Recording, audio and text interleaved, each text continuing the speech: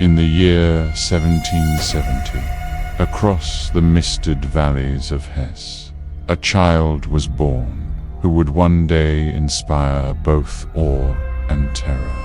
He grew among rolling fields, the warmth of the hearth, and the laughter of children. He became a husband, a father, and a man who dreamed only of peace and stability. But Europe was restless, and history is never kind to dreamers. When the Princess of Hesse sold their men into foreign service, he was drafted into war, promised land, pay, and honor if he fought across the sea. On strange soil, far from home, he proved unstoppable. His sword cut with frightening speed. His body seemed untouchable, and enemies whispered that he could not be killed. His comrades saw him as loyal and steadfast, a brother who bled as they did. Yet loyalty breeds envy, and envy breeds betrayal. Officers, jealous of his victories, spread whispers that he had bargained with the devil, that no mortal could wield such power. Rumor gave way to resentment, and resentment to conspiracy. Their betrayal struck not at his chest, but at his heart. One night, his rivals leaked the location of his village. Raiders descended with torches, slaughtering everything that lived. Livestock, neighbors, even the children weren't spared. When he returned with his regiment, sword still red from distant victory, he found only ash, his wife, his children, his home, all reduced to silence beneath a sky darkened with smoke. He fell to his knees in the dirt, clutching the earth where his family once lived. Something inside him shattered. From that day forward, he fought not for coin or king, but for vengeance. He abandoned neat lines of European battle for the shadows of trees and the blood of ambushes. He scalped enemies, collected trophies, and struck without warning. Muskets fired but never seemed to touch him. Bayonets lunged but never pierced his heart. He was no longer man, but a storm. Propaganda painted him as a monster, a butcher. Even his own comrades began to believe the whispers. He had indeed made a pact with hell, and perhaps, in his grief, he had. Whatever bargain he struck, it carried him only so far. His regiment, weary of his shadow, devised a trap.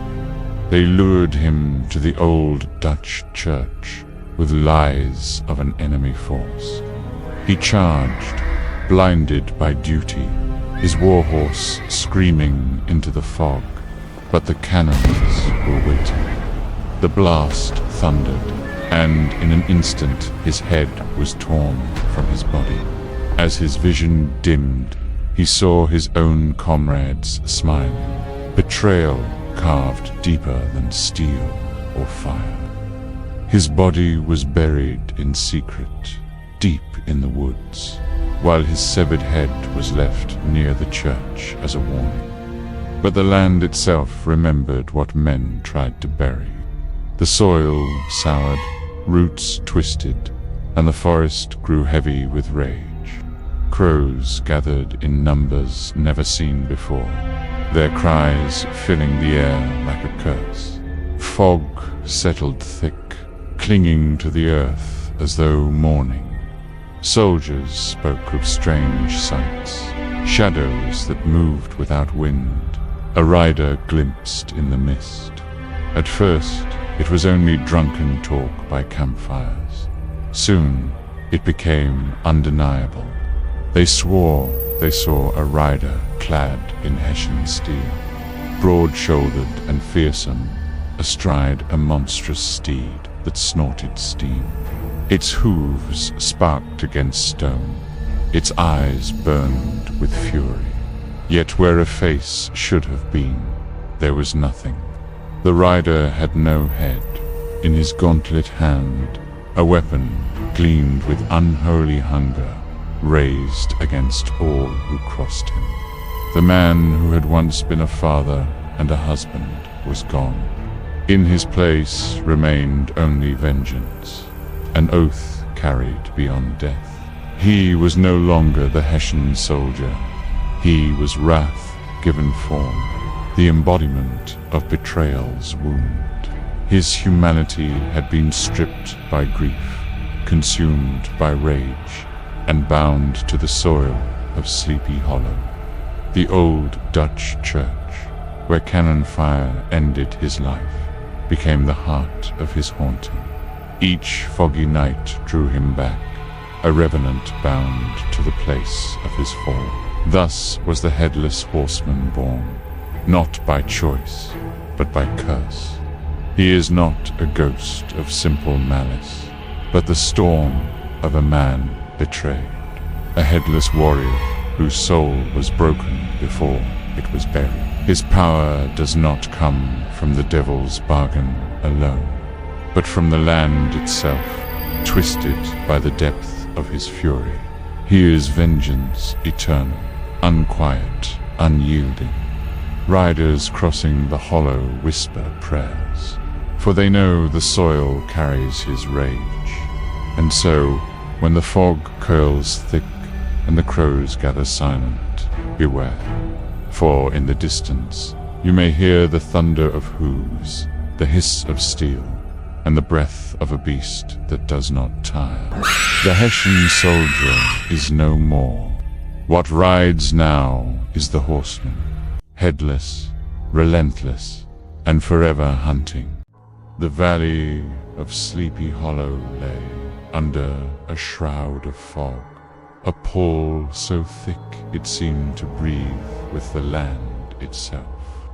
Washington Irving, a youthful traveler, eager for stories and strange encounters, rode with his companions through the haunted countryside, their laughter subdued by the silence pressing on every side.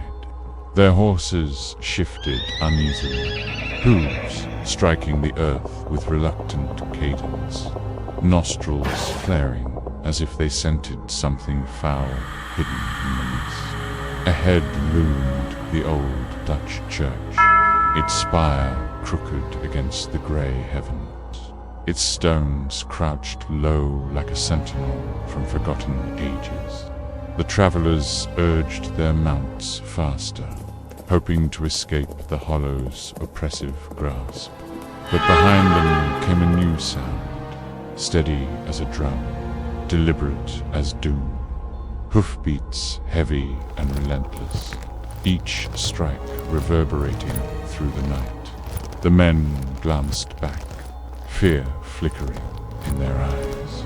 The fog parted with a shriek like tearing cloth, and through it charged a monstrous figure. Astride a massive black steed came the headless horseman, armored in shadow, shoulders broad, his body gleaming with the dull sheen of iron. Where his head should have been, there was only void, a darkness that pulsed with red, ghostly fire. In his gaunted hand gleamed a sword of merciless brightness, its edge cutting through mist as easily as flesh. Irving's companions panicked, their cries echoing as they spurred their horses into wild flight. One was struck down instantly, his chest split wide by a single sweep of the horseman's blade. Another fell screaming into the fog, silence following soon after. The hollow devoured their voices until only death remained. Irving was thrown from his horse, cast violently to the ground as terror seized his body. He gasped, struggling to crawl, his limbs sluggish as if weighed down by invisible chains. His hand, scrabbling desperately through dirt and leaves, struck something hard and cold beneath the soil. He closed trembling fingers around it, and found not one, but several coins old, Dutch and tarnished, their surfaces slick with the grime of centuries.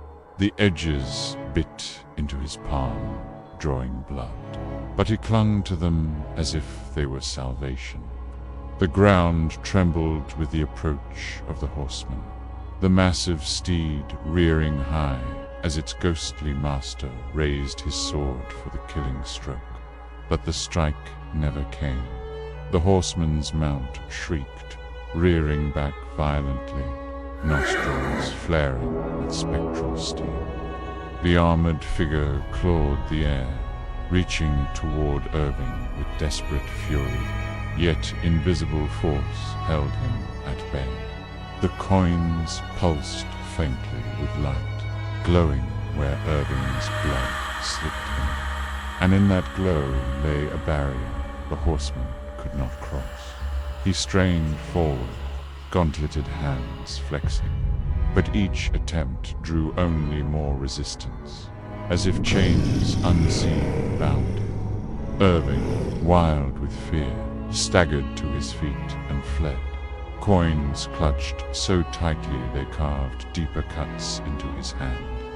Behind him thundered the pursuit, hooves cracking earth like thunderbolts, though the ghostly rider could not close the gap. The old Dutch church rose through the fog, black against the dim sky, the only sanctuary left. The great doors groaned as Irving pounded against them, then yielded with a shudder, spilling him into the faint glow of candlelight. He stumbled to the altar, collapsing in a heap, his bleeding hand thrust forward in frantic plea. A priest, startled from prayer, hurried toward him. Irving raised his hand, coins gleaming faintly. "Bind him," he cried. "The horseman, he's outside." The priest froze, dread dawning across his features as the windows rattled, the thunder of hooves encircling the sacred ground. Peach-strut sent tremors through the walls, the sanctuary trembling with the storm of death waiting beyond. Outside, the priests of the church gathered in haste, clutching crosses, swinging censers heavy with smoke, chanting prayers into the fog. Yet courage faltered before the apparition that charged among them. The headless horseman struck like wrath incarnate, his sword flashing in arcs of light, his horse trampling flesh and stone alike. Priests fell screaming, blood-soaking holy earth, their final prayers cut short by merciless steel. Within the chapel, Irving clutched the coins, desperation strangling his voice. "Do something," he cried to the last priest, an elder trembling with fear. "He cannot be destroyed," the old man whispered, voice heavy with dread. "Only bound, blood, coin, and oath must seal him. But the cost will be terrible."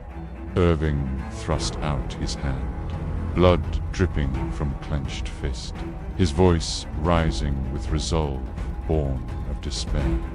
"Then take mine. My blood, my oath I will serve as guardian if ever he rises again. Bind him now." The elder wavered, eyes wet with fear and sorrow. But at last he seized Irving's hand. He pressed the coins deeper into torn flesh, speaking words from a tongue old as the hollow itself. The air grew bitter cold, candles flickering into embers, walls groaning as if the church itself resisted the weight of what was summoned. Irving's vision swam with shadows, but he did not waver, his breath ragged yet unyielding. The horseman sensed the binding and roared in fury. With violent strength he hurled his sword, the weapon spinning end over end, splitting the church doors as it burst through wood and iron. It drove deep into the elder priest's chest, impaling him against the altar. Blood spilling in crimson torrents across the stone. Yet even as death claimed him, the priest's voice did not falter. With his final breath, he spoke the last words of the binding, his blood mixing with Irving's as the ritual sealed. The sword fell silent, trembling in stone, as the priest's body sagged lifeless. Silence followed for a heartbeat, broken by the groan of the earth itself. The coins blazed like fire, searing light into Irving's eyes, until he thought his hand consumed by flame. Bounce side, the ground split wide, soil and stone tearing apart as vines erupted like serpents. They coiled around the horseman and his mount, binding legs, arms, and steel in unbreakable knots. The ghostly rider shrieked with unearthly rage, his form unraveling in smoke and sparks, his horse thrashing as the hollow swallowed them whole. Earth closed over the grave, vines sealing shut, silence falling heavy across the battlefield. The church stood broken, its doors splintered, its windows shattered, but the horseman was gone. Irving collapsed among the dead, his chest heaving, the coins cooling dark within his hand. The elder priest slumped lifeless at the altar, his sacrifice final. Outside lay the broken bodies of those who had stood against the horseman, their blood mingling with the soil. Irving stared at the coins, blackened yet still pulsing faintly with unseen power. He understood then the truth. The horseman was not destroyed, only imprisoned, and he was bound by blood and oath to keep him so. The burden was his to bear, and through him the burden would pass. Years drifted into decades, and the tale twisted into rumor and legend. To many, Washington Irving became a teller of ghost stories. His name bound more to tales than to truth, yet hidden in his heart and in the scars across his palm, lingered the memory of the night when blood and oath chained the headless horseman. He told no one save his kin, for secrecy was the chain that kept the curse tight. When age drew him near his end, he summoned his son and placed the tarnished coins into his hand, their weight heavier than iron. "If ever the hollow stirs again," Irving said, voice soft yet unshaken, "you must keep him bound. This is no superstition, no tale to frighten children. This is blood, and blood remembers. Fail, and the horseman will ride again." His son, eyes wide with fear, nodded, though his hands trembled as they closed over the coins. Irving saw the weakness there, but prayed it would one day harden to strength. With that, the duty passed, and the old man died with the weight of silence upon him. The burden continued through the generations, each heir inheriting both coin and curse. To outsiders, it seemed quaint, a tradition of warding, a superstition clung to by stubborn blood. But within the family, it was known for truth. Every year, a coin placed at the churchyard, every ritual renewed with drops of blood, each act strengthening the chain forged in that night of terror. Some heirs treated it with reverence, others with reluctant duty, but the cycle endured. Sleepy Hollow remained quiet, its silence uneasy but unbroken. Yet oaths are fragile things. and faith grows brittle across time.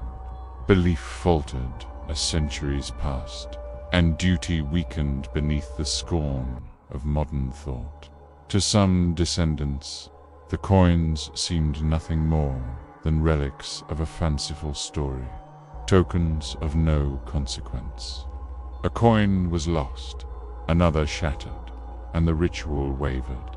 The hollow stirred in its sleep, and whispers of hoofbeats carried once again on the fog. Dreams soured into nightmares of fire-eyed horses and blades cutting through mist. People woke shivering, convinced shadows moved at the edge of fields where none should be. The land remembered what men forgot.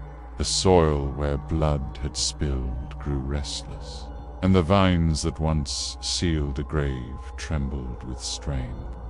The headless horseman remained bound, but the chains weakened, each break of faith widening the cracks. The hollow thickened with fog, and crows gathered in numbers unseen for generations. Fear whispered through the valley, though no one knew why. And beneath the churchyard, the ghostly rider stirred, eager for the moment when belief failed completely. Thus the tale of the horseman lived on, not as superstition alone, but as a warning carved into blood and soil. Washington Irving had bound him, paying with flesh and oath, and his bloodline carried the price across the centuries. The coins remained dark and cold, their weight growing heavier with each passing hand. And always Sleepy Hollow waited in silence, listening for the thunder of hooves that would one day return. The oath had not ended. It had only been delayed. The evening settled over Sleepy Hollow with a weight that seemed older than time. The last threads of sunlight strangled by clouds that thickened across the valley. Calder drove in silence, his hands steady on the wheel, though his knuckles were pale and taut. Kevin, his assistant, shifted uneasily in the passenger seat, his phone glowing faintly in the gloom as he checked and rechecked messages with nervous persistence. The car wound along the narrow road, headlights slicing through patches of fog that curled low to the ground. The tree line pressed close, skeletal branches clawing at the air as if eager to block their passage. Calder's hollow eyes fixed on the road ahead, expression stiff with unspoken grief, his silence colder than the autumn air seeping through the vents. They passed the old Dutch church, its spire barely visible through the gathering mist, a sentinel of stone and shadow. The graveyard loomed beside it, crooked headstones jutting from the earth at odd angles, many swallowed halfway by creeping moss. Crows rose from the branches in a sudden frenzy, their wings beating a thunderous warning into the dusk. Kevin flinched at the sound, casting a quick glance at Calder, but the older man did not turn his head. His gaze remained forward, his mind locked in a prison neither the road nor his companion could breach. The car rolled on, tires crunching gravel, carrying them deeper into the hollow's waiting arms. The crane house appeared like an island of warmth in the fog, lanterns glowing faintly through lace curtains, the inn's wooden frame sturdy against the creeping night. Calder pulled into the gravel drive, the crunch beneath the tires loud in the silence. He shouldered his bag slowly, his movements heavy, every gesture speaking of exhaustion far older than the day's journey. Kevin followed reluctantly, eyes darting around as if he expected shadows to take form and chase them. At the door, Mrs. Crane greeted them, her smile polite but tinged with reserve, the kind of welcome that carried caution beneath courtesy. Beside her stood Lena, young and open-faced, her kind eyes soft in the lantern light. Unlike her mother, she offered warmth without hesitation, and with a quiet grace she ushered them inside. The parlor was lined with history, its walls adorned with black and white photographs, sketches of the town, and yellowed newspaper clippings that whispered of tragedies long past. Calder's eyes moved over the collection until they fixed on a framed photograph. It showed a younger Mrs. Crane beside her husband, their arms wrapped protectively around a toddler, Lena. They stood before the old Dutch church, smiling in a moment of frozen joy.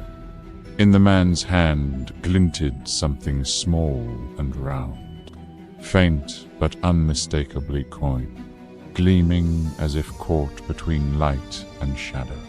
Calder tilted his head, his voice breaking the silence. "Your husband." Mrs. Crane's smile faltered, her expression hardening. "He was," she said curtly, before turning away, leaving Calder awkward in his curiosity, staring at the coin that seemed to whisper from the glass. Lena approached soon after, her steps gentle, a tray of tea balanced carefully in her hands. She set it down on the low table, her eyes flicking toward the photos as if drawn to the same detail Calder had seen. Her voice was soft, her words carrying the weight of memory.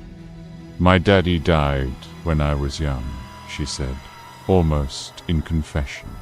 "They told me it was a hiking accident. Truth is, I was too little to remember clearly. But it was the last time I ever saw my mother truly happy." Calder shifted uncomfortably, uncertain how to respond, his gaze falling again to the coin. Lena noticed the direction of his eyes, though her expression betrayed nothing, her silence wrapping the moment in a question that went unspoken. Dinner was served in a quiet dining room, where the air itself seemed heavy with restraint. Calder picked at his food without appetite, his mind miles away, every bite forced. Kevin, desperate to break the silence, turned his attention to Lena, asking about the town. She laughed lightly, though her words held a deeper note. "Sleepy Hollow is a place of stories," she said. "Some people think it's just folklore, but the older families, we have tradition, little rituals, just in case." She spoke casually, but her voice lingered in the air. The words weighted with meanings Kevin could not see. Calder's eyes, however, flickered in recognition, though he lowered them quickly to his untouched plate. When the meal ended, Kevin excused himself early, retreating to his room, while Calder lingered by the fire in the parlor. The flames crackled softly, the room bathed in orange glow, but to Calder the warmth offered no comfort.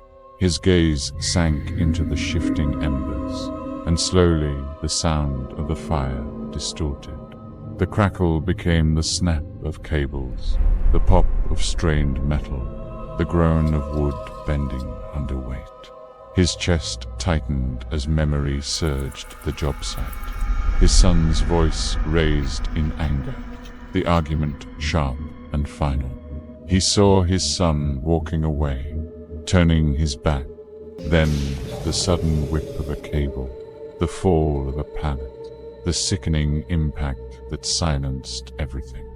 Calder's hands shook, the glass in his grip trembling as the fire shaped itself into his son's face, eyes vacant and still. Then the eyes snapped open. The boy's mouth moved in the flames, and the words struck with venom. You killed me, Dad.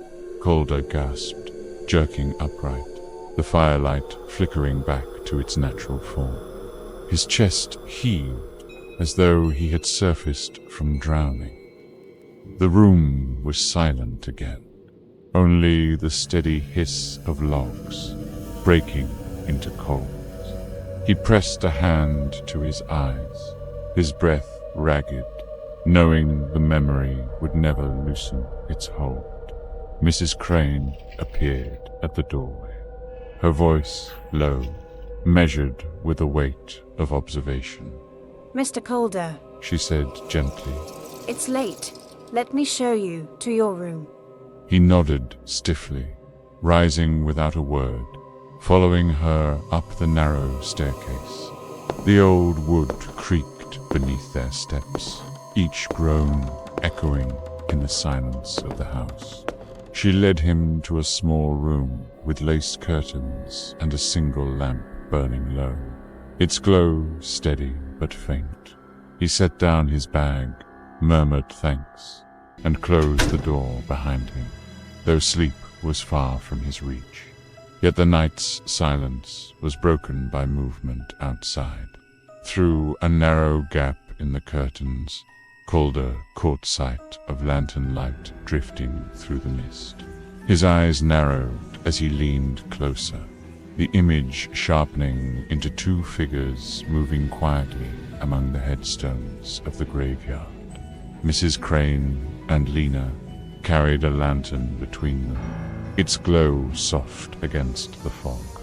Calder's breath stilled as he watched Lena kneel at a grave, her hands placing something small and round against the stone.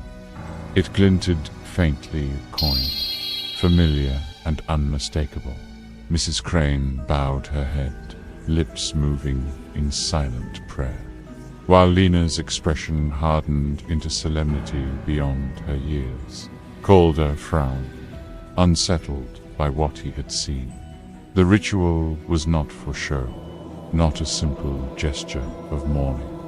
The air itself seemed to bend around their act, the fog deepening, the silence of the hollow listening. He let the curtain fall, retreating from the window, yet the image clung to him, gnawing at the edge of thought. He lay awake long into the night, the whisper of coins and the thunder of hooves stirring faintly in his imagination. The hollow had not forgotten, and neither, it seemed, had those who lived in its shadow.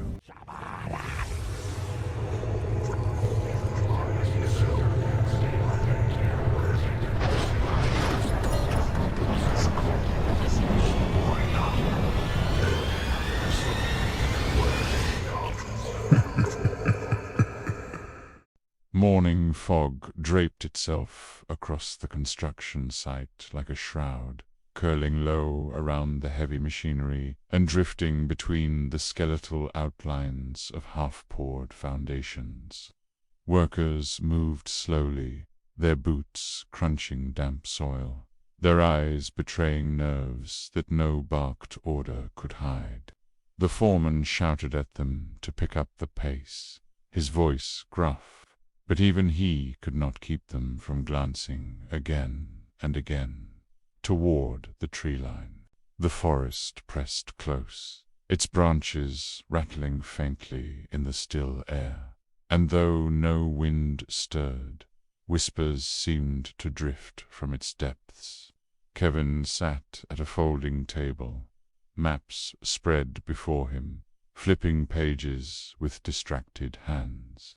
As one paper turned, something small clinked against the metal surface. His brow furrowed as he lifted it.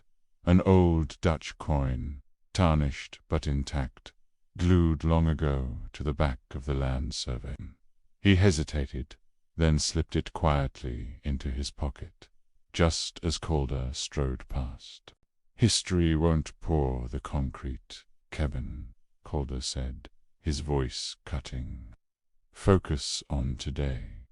Kevin nodded, but his fingers lingered on the coin, as if the weight of it anchored him to something he could not yet name. Martinez was the first to vanish. The morning wore on, hammers clanging and saws buzzing, when the whispers deepened around the tree line. He froze mid-step, his breath fogging in the damp air. A voice called faintly, high, trembling, a child's voice. "Mama," it said, drawn out with sorrow. Martinez's face crumpled, recognition flashing, though no one else seemed to hear. He dropped his tool and stumbled toward the trees, muttering under his breath, each step heavier than the last. The fog thickened as he approached, vines curling unseen, branches arching like jaws. The forest seemed to breathe, absorbing him into its pale depths. By the time another worker looked up to call his name, Martinez was gone, swallowed without sound. The mist rolled closed, and the sight carried on, none yet daring to admit what they had seen. The search began with shouts, growing louder, overlapping with panic. Men fanned out, flashlights cutting beams through the fog, their boots squelching mud as they stumbled over roots and brush. "Martinez," one voice cried, echoing into the silence. Another swore he heard sobbing, faint but persistent, like a child crying from beneath the earth. A third, trembling, insisted he saw something high in the trees, a figure swaying among the branches. But when all eyes turned upward, the fog coiled thicker, blotting out the canopy like a curtain drawn shut. The men shouted again, their voices bouncing hollow against the silence, until the foreman snapped, his jaw clenched hard. "Write it off." He walked. His tone left no room for argument, though every man knew it was a lie. Kevin lingered after the others gave up, his breath shallow in the damp, his heart thudding against his ribs. The coin pressed cold in his pocket, his hand closing tightly around it. The whispers that licked at his ears softened, fading back into the tree line, as if something unseen had recoiled. He exhaled shakily, sweat beading on his forehead despite the chill. "Something's wrong here," he whispered to himself, the words trembling in the mist. More than wrong. He turned back toward the sight, the coin still locked in his hand, the forest silent but watchful behind him. That evening Calder returned to the crane house, boots caked with mud, his face a mask of tension carved deep by shadows. Inside, the inn glowed warmly, lanterns flickering across polished wood, guests murmuring low over supper. Mrs. Crane caught the strain in his features, her voice measured. "The land doesn't give itself easy," she said softly. Calder forced a smile, the expression brittle. "Nothing I can't handle." He sat, pushing food around his plate, his appetite gone. Lena, watching him across the table, noticed what her mother did not, the way his shoulders tensed at the groan of the floorboards, the way his eyes darted to the window each time fog pressed against the glass. When Calder excused himself early, leaving most of his meal untouched, Lena's gaze followed him, the unspoken truth burning quietly between them. By morning, the sight carried a tension that could not be brushed aside. The crew gathered near the trailers, their helmets clutched in calloused hands, their faces drawn pale. The foreman stepped forward, his jaw tight but his eyes resigned. "We're done," he said firmly. "We'll refund your money. But no more men stay on this job." Calder's temper snapped. "One man disappears and you cut and run," he barked, his voice carrying through the mist. The foreman shook his head, his grip tightening on his helmet. "It's not one man. This land doesn't want us here. Families have kept it quiet for generations. Wards, rituals, protections. It's not just superstition. The ground remembers," Calder sneered, the sound sharp.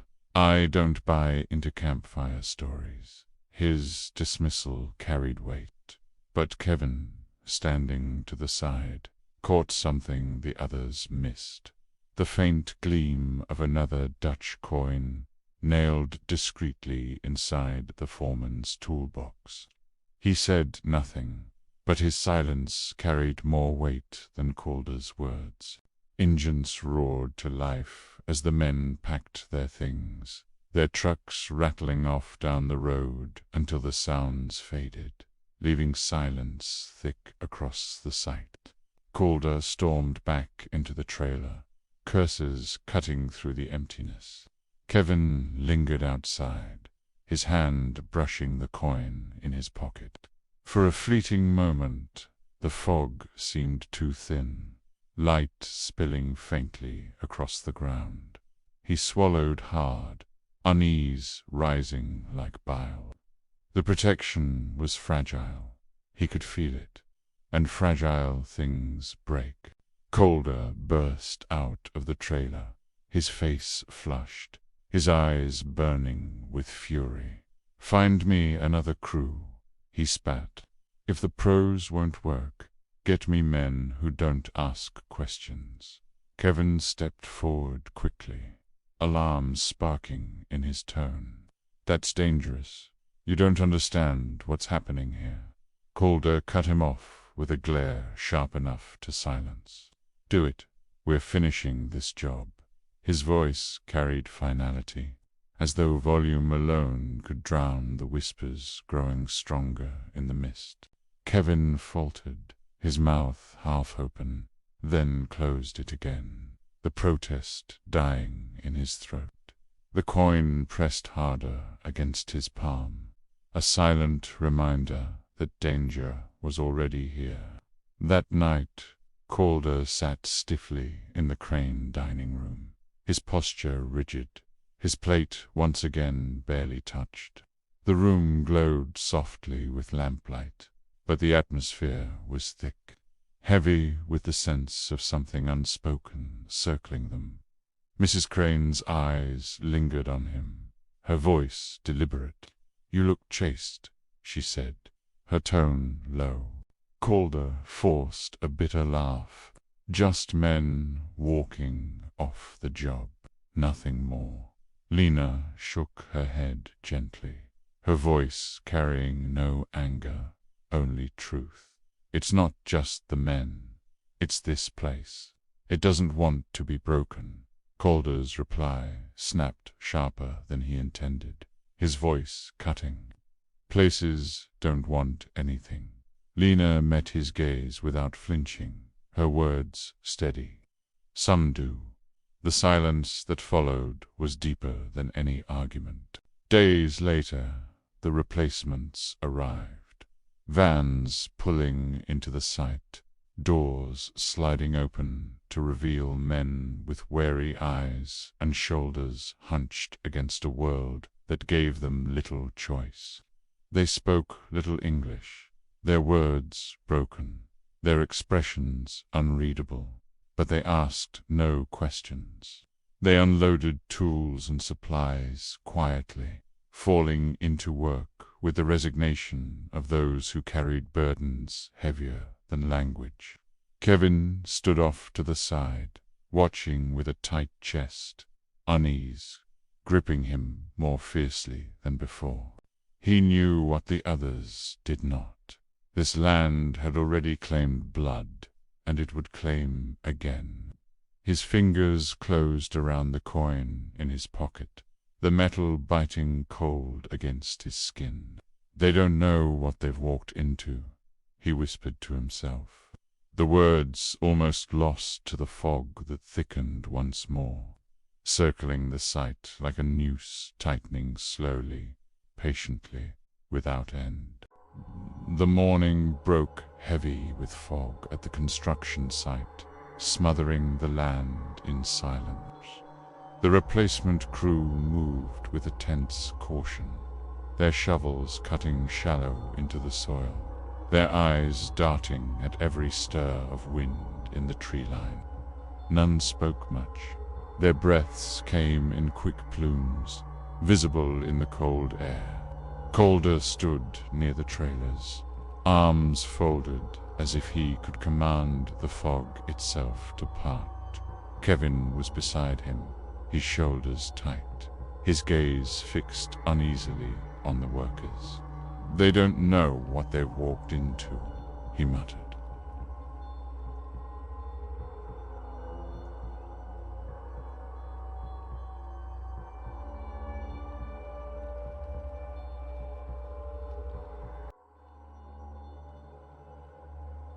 His partner dropped to his knees, clawing frantically at the dirt, but the soil surged upward as if alive, dragging him down into the earth. The ground smoothed over instantly, leaving no sign except their abandoned shovels. The others froze, wide-eyed and shaking. Shouts erupted, men calling names, prayers breaking in Spanish.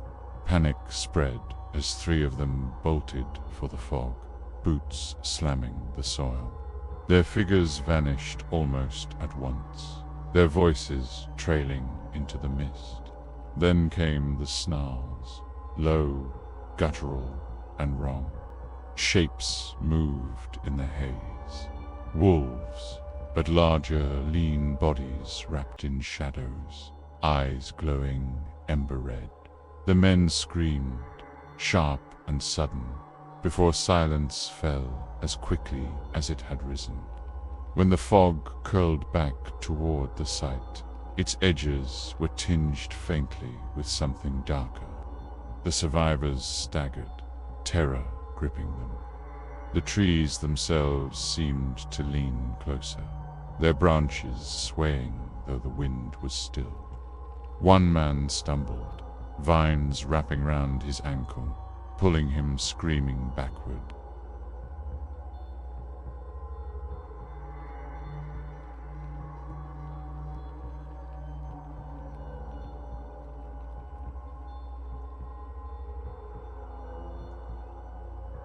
Another shook his head, muttering prayers under his breath. "No more," one said firmly, his voice thick with fear.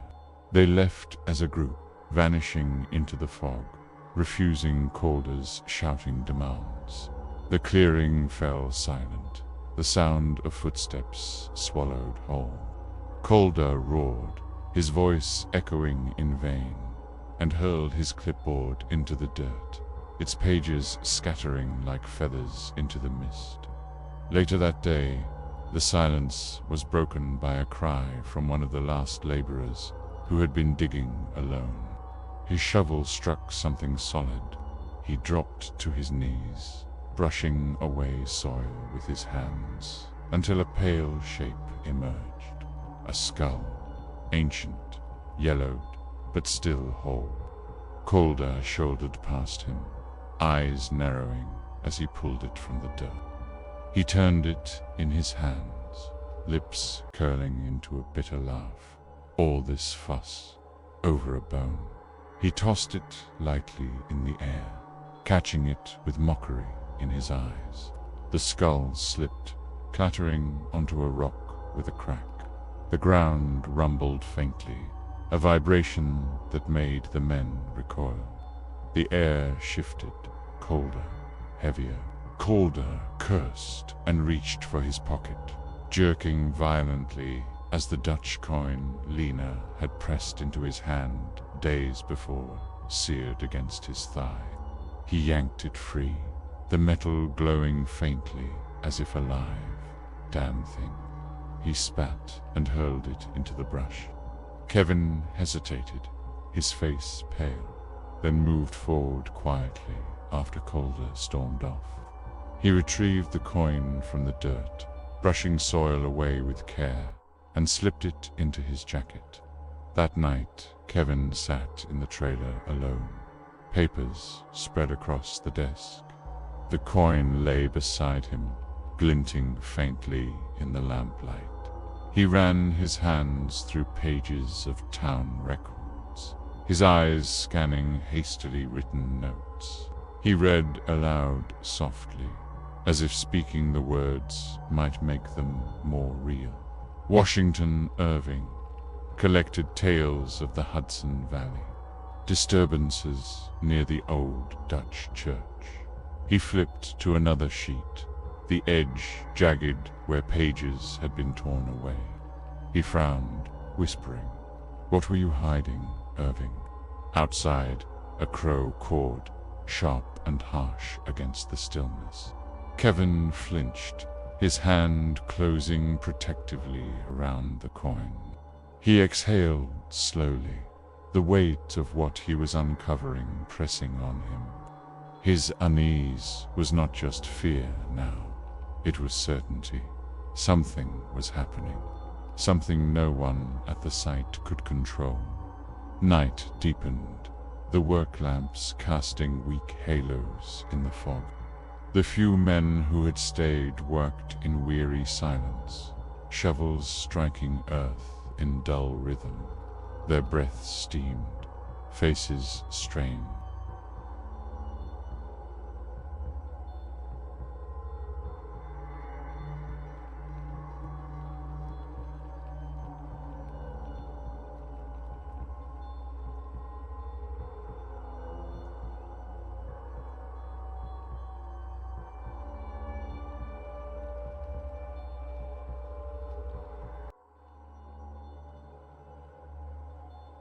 His blade gleamed in the dim light as his horse reared, shrieking through the mist.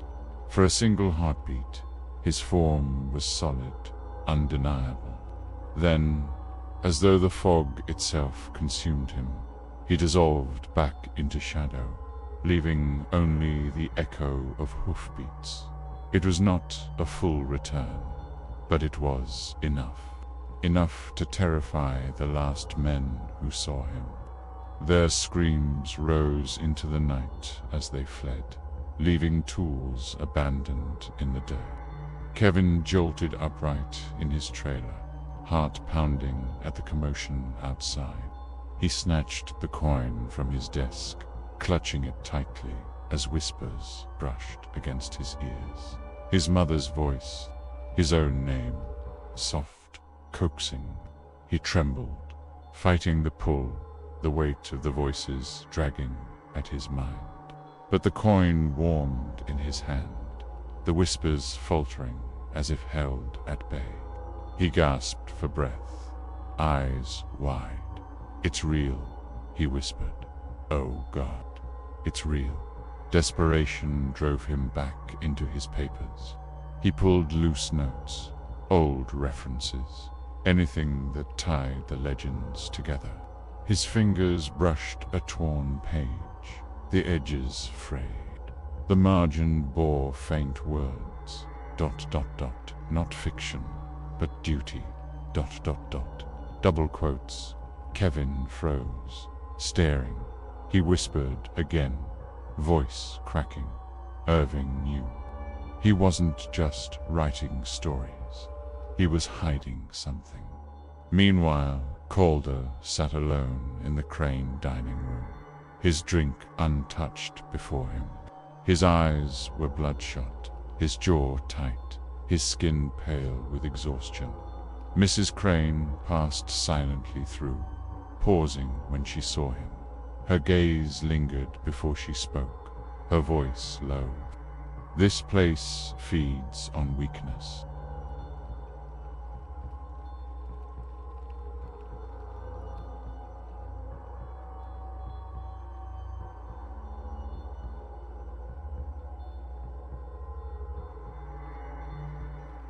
slow, deliberate, echoing through the mist as if just beyond sight.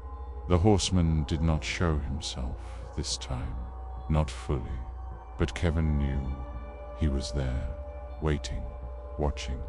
The ground beneath Kevin's feet trembled faintly, the fog shivering as though alive. The whispers rose again, not voices of his own memory this time, but something older, deeper, carried in the soil itself. Kevin clutched the coin so tightly it dug into his skin. The warmth steadied him, but fear rooted him in place. The horseman was stirring, his power bleeding into the land, and Kevin knew with certainty what had been bound was unraveling. The morning broke heavy with fog, a grey pall smothering the half-built foundations and trailers. The site, usually alive with hammering and chatter, now stood in uneasy silence, the kind of silence that pressed on the skin and tightened the lungs. Inside Calder's trailer, the stale air carried a weight even greater than the mist outside. Kevin entered, arms trembling as he clutched a stack of papers, his pale face lit with a desperate fire. Without hesitation, he slammed the bundle onto Calder's desk, the noise startling in the stillness. His voice shook, but his determination burned through. "You need to listen to me, Calder. I've found the truth." Calder barely glanced up from his cluttered workspace, his expression stony. Not now. But Kevin spread the documents open with urgency, revealing faded clippings, rosters, and his own frantic notes. His words came rapid, each one pushing harder than the last. The Hessian was real. He was betrayed at the old Dutch church. Those coins, just like the one you tossed, were what bound him. Mrs. Crane and Lena have been guarding his grave. He's appeared before, Calder, every time someone from the board sent to handle it, and every time they vanished. You cracked his skull. You woke him up. Kevin's hands shook, yet his voice grew stronger. "It's all here, Calder, and you broke the seal." The trailer filled with the sound of Kevin's laptop pinging. An email had arrived, subject line bold against the screen. Board review. Promotion. Calder leaned closer, eyes narrowing as he clicked. But the message wasn't for him, it was addressed to Kevin. The words were plain, merciless. "We believe you're the right man to succeed Mr. Calder when his contract expires. A promotion awaits. The future of the company depends on you." Calder's jaw tightened, his chest rising with fury. He turned slowly, his face darkening. "You," he growled. "This was all a setup.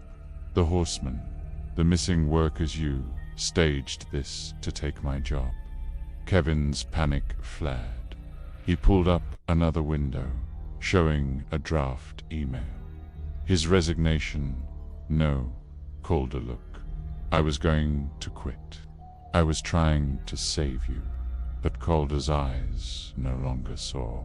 His grief, guilt, and paranoia drowned every word. To him, betrayal had always been inevitable. "You betrayed me," Calder spat, voice breaking. "Just like everyone else. You and I are done."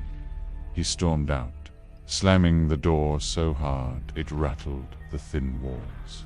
Kevin stood frozen, breath ragged, the weight of Calder's rejection crashing over him. Then fury ignited, his body shaking with rage. He swept the desk clean, sending binders and maps scattering like broken feathers. Damn this place. Damn this job. Damn the day I trusted you, Calder.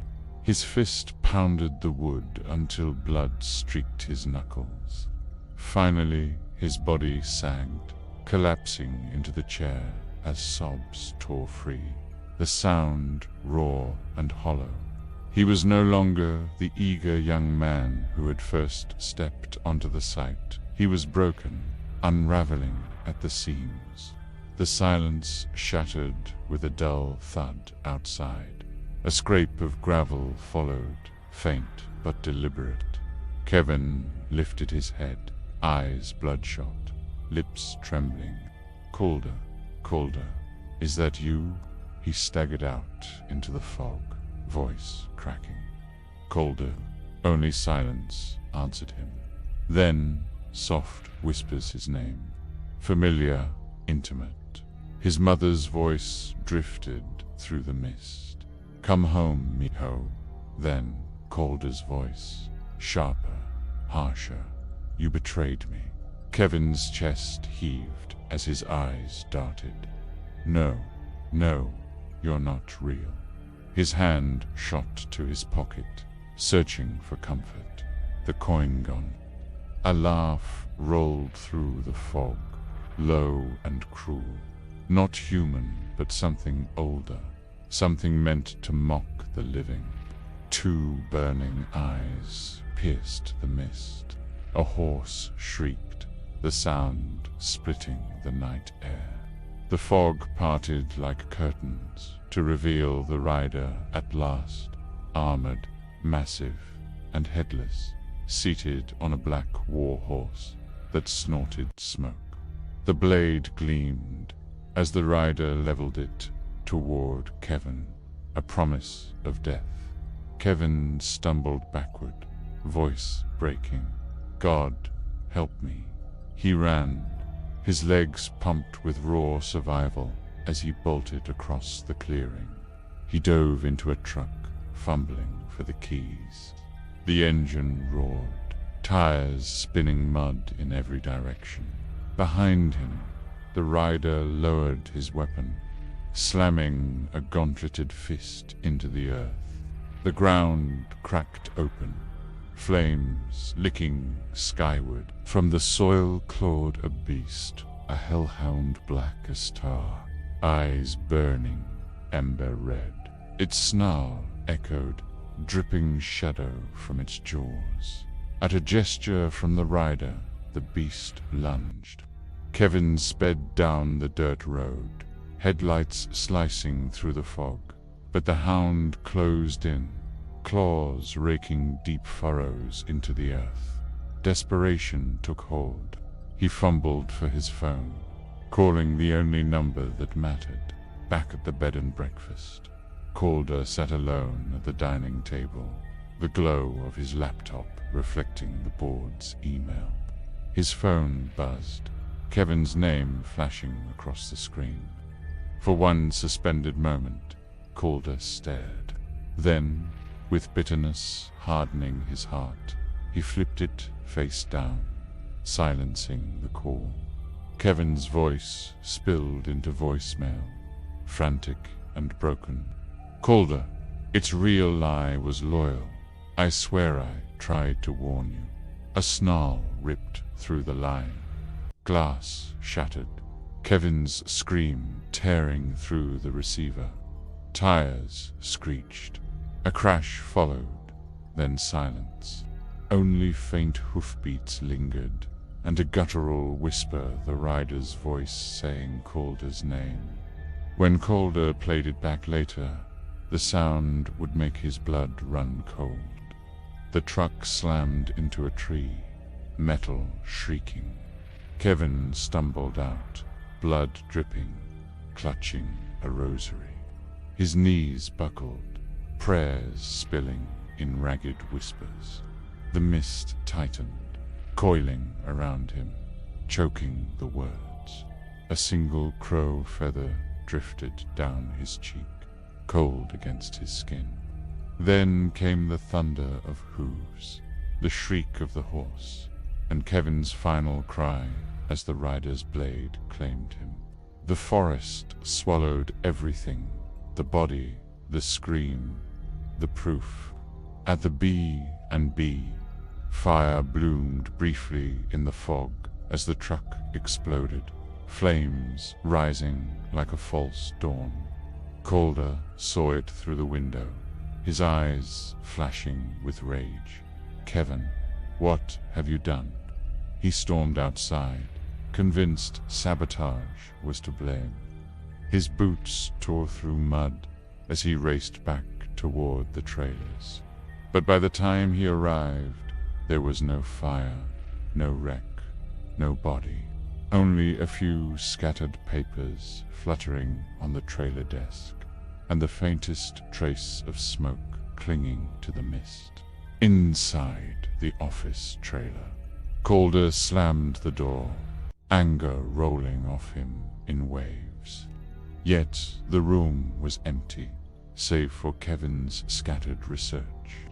He picked up a page, a roster of missing men, tied to earlier development attempts. Another, Irving's fragments, writings hinting at betrayals never recorded. His hands shook as he flipped faster, until one page stopped him cold. A resignation letter, addressed to the board. Kevin's handwriting confessed his loyalty to Calder, swearing he could not be complicit in the company's deceit. Calder's throat constricted, the anger faltering as guilt seeped in. Then his phone buzzed again. One new message. Kevin's voicemail. Calder pressed play, and the trailer filled with his former protege's desperate words. The scream, the crash, the snarls, all of it unfolded in brutal clarity. Calder's hands trembled as the rider's whisper bled through the static, his own name drawn out like a curse. The phone slipped from his hand, clattering to the floor. His skin turned ashen. For the first time, Calder trembled. The fog outside pressed against the windows like something alive, swelling and breathing. A shadow moved through it, deliberate, massive. The distant thunder of hoofbeats grew louder, closer. Calder bolted, stumbling into the mist. The air clung to him, smothering as he ran blindly. Every step felt heavier, every breath stolen by the fog. He stumbled into a grove and froze. The missing workers stood before him, more what was left of them. Martinez and the others, their bodies half fused into trees, bark sealing their mouths mid-scream. Their eyes, open and lifeless, stared at him with eternal terror. Others lay in shallow pits, the earth shifting as though it still breathed around them. Wolves with ember eyes circled at the tree line, patient, watching. Calder staggered back, gagging, clutching his chest as bile burned his throat. The ground shook as the rider appeared, towering from the fog, horse rearing, weapon raised high. No longer a whisper, no longer a half-glimpse, was here in all his horror, fully formed, undeniable. The horse shrieked into the mist, hooves cracking the soil beneath. The rider pointed his blade directly at Calder, a gesture that carried both accusation and sentence. Calder's body jolted into motion. He ran, fear finally stripping him of pride, his footsteps lost in the endless fog. The dining room of the B&B had fallen silent, the guests whispering nervously about the explosion in the fog. Shadows danced across the walls as oil lamps flickered, every creak of the old house magnified by tension. Calder stormed through the parlor, keys clutched tight in his hand, jaw clenched with a fury that had nowhere to rest. "I'm ending this," he muttered, voice low, as though saying it aloud might give it weight. Lena stepped into his path before he reached the door, her eyes wide with urgency. "Don't go back up there," she pleaded, her voice trembling. "Please, Mr. Calder, the site is cursed. The longer you stay, the stronger he becomes." Calder's expression hardened, the lines of exhaustion and grief carved deep into his face. "I don't have time for ghost stories," he snapped. "I've got a job to finish before the board buries me." Lena's resolve did not falter. "Then I'm coming with you." But Calder shoved past her, his voice sharp. "No, stay here where it's safe." He slammed the car door, the sound like a gunshot in the still night. For a moment, Lena stood frozen, her body torn between fear and determination. Then, heart hammering, she raced upstairs, seized her satchel, and slipped out the back door. The roar of Calder's car echoed faintly through the mist. Without hesitation, she darted to the vehicle, crouched low, and slipped unseen into the back seat. The car vanished into the fog, carrying them both toward the cursed ground. Inside the B&B, Mrs. Crane paced the parlor, her mind in turmoil. The whispers of the guests faded into a dull hum, drowned beneath her own racing thoughts. Her eyes fell on the coat rack. Lena's coat was missing. A chill gripped her chest, her face draining of color. "No," she breathed, voice cracking. "No, God, no." Panic flared as she bolted to her car, gravel spitting from the tires as she sped into the fog, heart aching with dread. On the road, the mist thickened, blinding the headlights of Calder's car. His hands tightened around the steering wheel, knuckles white, muttering curses under his breath. Then a rustle behind him. He slammed the brakes, the car lurching. His pulse surged as he turned, only to see Lena rising from the shadows of the back seat, clutching her satchel to her chest. "I told you to stay behind," Calder barked, but Lena's eyes blazed with something stronger than fear. She pulled a small object from her bag, the Dutch coinet's surface, glowing faintly, even in the dark. "My father gave me this to keep me safe," she said, voice firm despite the tremor in her hand. He knew what was coming. He was an Irving Goat. "That's why my mother and I go to the graveyard, not for superstitions, for duty." Calder stared at her in disbelief, his voice tinged with both awe and skepticism. Irving as in Washington Irving, the storyteller. Lena's grip tightened on the coin. Not just a storyteller, a survivor. He faced the horseman and lived. P bound him with these coins, and when he died, he passed the burden down to us. Her words unraveled in Calder's mind, like threads tugged from a tapestry, weaving into fragments he could not ignore. Kevin's frantic notes, the photographs of Lena's father at the Dutch church, the rituals at the graveyard, every piece suddenly fit together. He swallowed hard, a flicker of fear creeping into his anger. "And your mother, she knew." Lena's voice dropped. "She married into it, but she wasn't of the blood. I am. My father gave the coin to me before he died. He made me promise never to lose it."